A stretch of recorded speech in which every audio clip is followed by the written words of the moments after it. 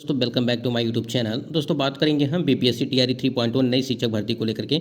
यहाँ पे बात करेंगे जो आपका बीपीएससी टीआरई 3.0 का री एग्जाम कराया गया था 19 जुलाई से लगा करके 22 जुलाई के बीच, इसी के संबंध में हम लोग बात करने वाले हैं आंसर की को लेकर के, साथ ही साथ OMR शीट को लेकर के। और रिजल्ट से पहले डीबी कट ऑफ में नया परिवर्तन किया गया है, क्योंकि आपका जो नया रोस्टर है जो 50% आरक्षण पर जारी होने वाला है उसको लेकर के भी बात करेंगे।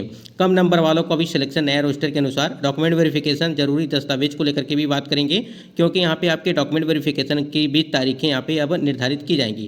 टीआरई 3 ये लोग पहले ही होंगे बाहर, कम नंबर वालों का भी सिलेक्शन यहाँ पे होने वाला है। कई सारे महत्वपूर्ण अपडेट आपको इस वीडियो के माध्यम से मिलने वाली हैं, और जो भी जानकारी आपको दी जाएगी वो ऑथेंटिक होगी। वीडियो पर बने रहेगा लास्ट तक।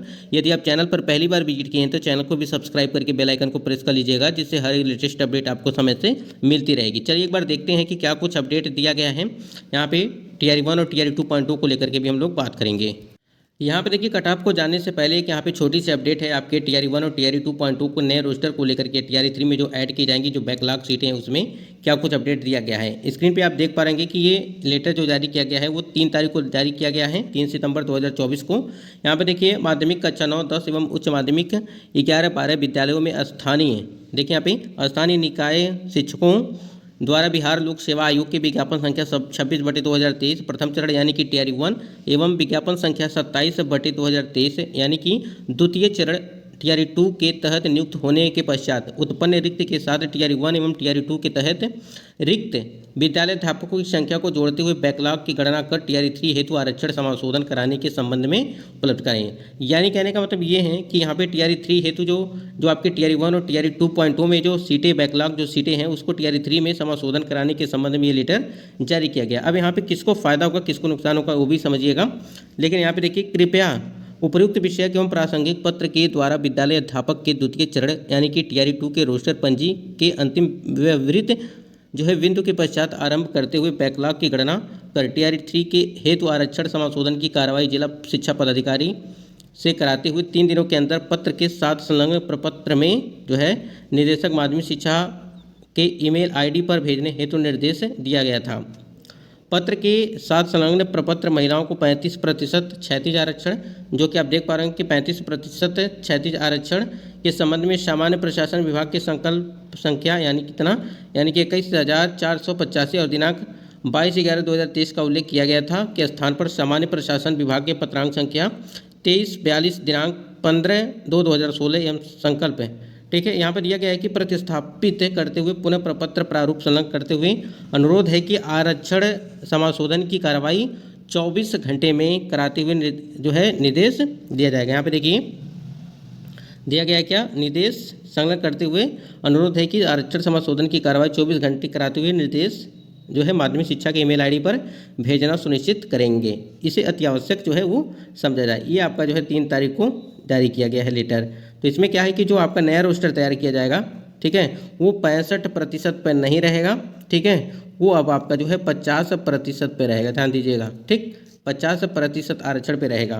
तो इसमें क्या होगा कि जो यूआर कैटेगरी की जो आपकी सीटें हैं सभी भी किसी कोई भी वर्ग हो उसमें सभी सीटों की संख्या बढ़ेगी, जबकि आपका ईबीसी हो गया, ठीक है, एक आपका बीसी हो गया, एक आपका एससी हो गया, एक आपका एसटी हो गया। ठीक, ये 4 कैटेगरी ऐसी हैं जिनमें सीटों की संख्या कम होगी, और जब सीटों की संख्या कम होगी तो जाहिर सी बात है कट ऑफ आपकी हाई जाएगी। ठीक, ये चीज़ समझिएगा। तो ये तो आपका नए रोस्टर को लेकर के है कि आपकी टीआरई 1 और टीआरई 2.2 के जो बैकलॉग सीटें हैं वो टीआरई 3 में समाशोधन करने के संबंध में ये लेटर जारी किया गया है। अब देखना ये है कि कितने जो है पद आपके टीआरई 3 में जो है ऐड किए जाएंगे या नहीं किए जाएंगे। क्या टीआरई 3 में ऐड किए जाएंगे या टीआरई 4 में ऐड किए जाएंगे। जैसे यहाँ पे इस लेटर के माध्यम से तो टीआरई 3 में ऐड होना चाहिए, लेकिन आयोग और शिक्षा विभाग की तरफ से क्या कुछ होता है, सहमति बन पाती है या नहीं बन पाती है, वो देखने लायक होगा।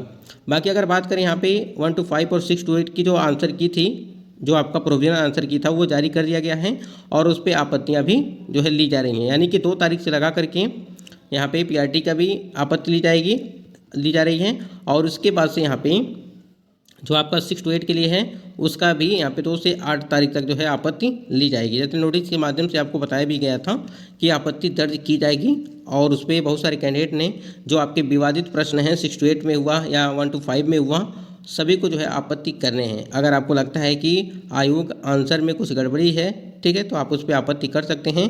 अभी निःशुल्क है, अगर यहाँ पे शुल्क लगने लगेगा तो कहीं ना कहीं 500 या 1000 के आसपास आपको प्रति प्रश्न के लिए देने पड़ सकते हैं।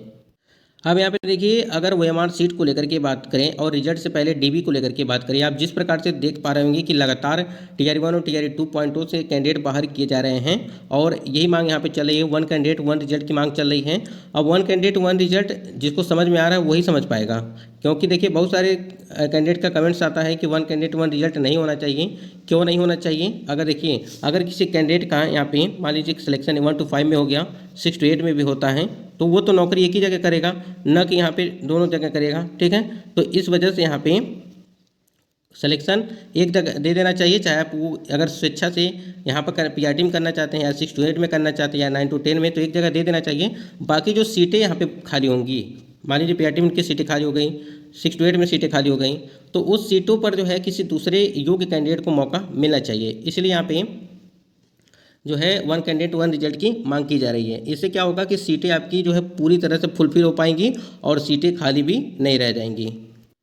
उसके बाद यहाँ पे देखिए, कम नंबर वालों का सिलेक्शन कैसे होगा? जब नया रोस्टर आपका जारी किया जाएगा 50% के आरक्षण पर, ठीक है, वो चीज़ें हैं। साथ ही साथ आपकी जो बैकलॉग सीटें हैं, यानी कि जो Tier 1 और Tier 2.0 को लेकर के अभी हमने बात किया कि जो आपकी बैकलॉग सीटें हैं उसको ऐड की जाएंगी Tier 3 में, तो सीटों की संख्या जाहिर सी बात है बढ़ेंगी। अभी भी आपको जो है 87,774 पद जो है टोटल वैकेंसी है, और उसमें अगर यहाँ पे बैकलॉग जो सीटें हैं वो ऐड कर दी जाती हैं तो कहीं ना कहीं काफ़ी ज़्यादा फायदा हो जाएगा जो भी कैंडिडेट हैं Tier 3 वाले।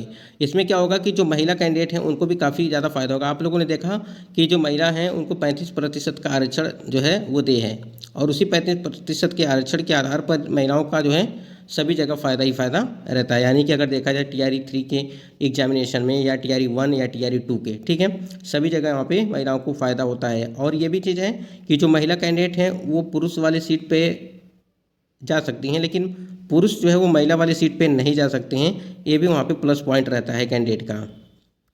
देखिए, रिजल्ट से पहले DB का होना ज़रूरी है, क्योंकि आपको पता है कि रिजल्ट से पहले DB अगर नहीं होता है तो आप समझ सकते हैं कि कितना ज़्यादा जो है फर्जी शिक्षक ज्वाइन कर लेंगे। और जब ज्वाइन कर लेंगे एक बार, तो वो ज्वाइन करने के बाद वो नौकरी करते रहेंगे। अब उसके बाद में जब जांच पड़ताल की जाएगी तो उसका कोई मतलब नहीं रह जाएगा।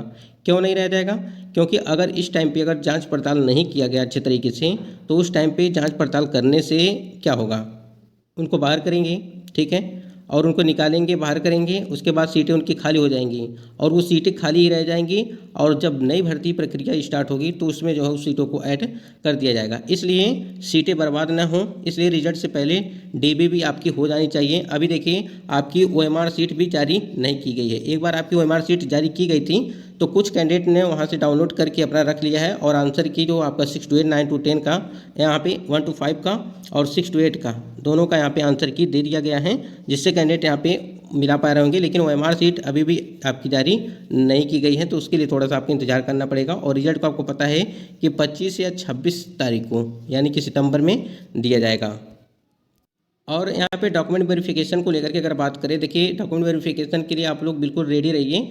जो भी डॉक्यूमेंट हो, चाहे high school, inter, graduation, DELED, B.Ed, आपका C.TET, YES-TET, ठीक है, निवास प्रमाण पत्र, आय प्रमाण पत्र, जाति प्रमाण पत्र, EWS प्रमाण पत्र, दिव्यांगता सर्टिफिकेट, तमाम तरह आधार कार्ड, मोबाइल नंबर, ये सभी चीज़ें आपके पास से होनी चाहिए, और वो सभी चीज़ें आप बनवा लीजिए। डिग्री होनी चाहिए सभी की, और डिग्री कंपलसरी भी है, इस बात को ध्यान रखिएगा। एक अकाउंट खाता मतलब कि नंबर भी होना चाहिए, आपका खाता आपका खुला रहना चाहिए, ठीक। तो यही कुछ महत्वपूर्ण अपडेट थी। अब बाकी आपको बता दें कि जो कट ऑफ में परिवर्तन है वो आपका जो नया रोस्टर जारी किया जाएगा उसके आधार पर, और जो बैकलॉग सीटें आपकी आ रही हैं वो कहीं ना कहीं काफ़ी ज़्यादा परिवर्तन आपका जो है देखने को मिल। तो ये कुछ महत्वपूर्ण अपडेट थी। और यहाँ पे देखिए, जो आपका आपत्तियाँ ली जा रही हैं 2 तारीख से, आप जो प्रश्न विवादित प्रश्न है उस पर आपत्ति जरूर करिए। बाकी अपडेट आपको चैनल के माध्यम से मिलती रहेगी। अब यहाँ पे कुछ कैंडिडेट का कहना ये होगा कि कट ऑफ तो आपने बताया नहीं। देखिए, अभी भी हम वही बातें कर रहे हैं कि जो PRT के लिए वो 75 से 80 के बीच आप मान के चलिए आपकी UR कैटेगरी की, ठीक है। और सभी कैटेगरी में देखिए Tier 1 और Tier 2 की अगर तुलना की जाए तो जो Tier 3 है उसमें जो है 2 से 4 नंबर का अंतर आपको सिर्फ देखने को मिलेगा।